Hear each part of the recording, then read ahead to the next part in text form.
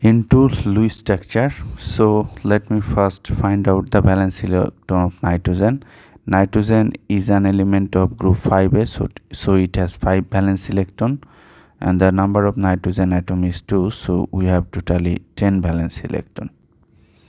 This 10 valence electron has two tasks. The first task is to connect these two atoms together, and at the same time it will satisfy the octet for both the nitrogen.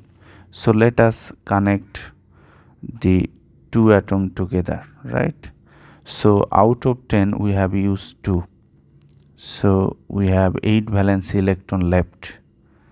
Now we have to satisfy the octet for both the atoms. So let us satisfy the octet for this nitrogen atom. This nitrogen atom has 2, so it can maximum take 6, right?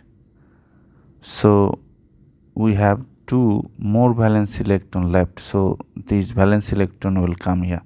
Look, this nitrogen has 2 4 6 8, but this nitrogen has 2 4, so we'll satisfy. This nitrogen has satisfied its octet, but this nitrogen doesn't satisfy its octet. So to satisfy its octet, what will I do? I will move this lone pair as bond pair. So let us move.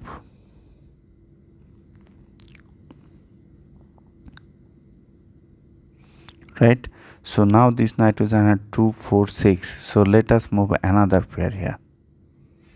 So if I write here like this, then what will happen? We'll get this, right? So this nitrogen has, this nitrogen has 8 valence electron, and this nitrogen also has 8 valence electrons. So you can say that this is the Lewis structure. You can also express this structure like this, right? In N2 Lewis structure, or in N2 Lewis dot structure, you will get 3 bonds between 2 nitrogen atom, and every nitrogen atom carry 1 lone pair. So thank you for viewing this video. Be well.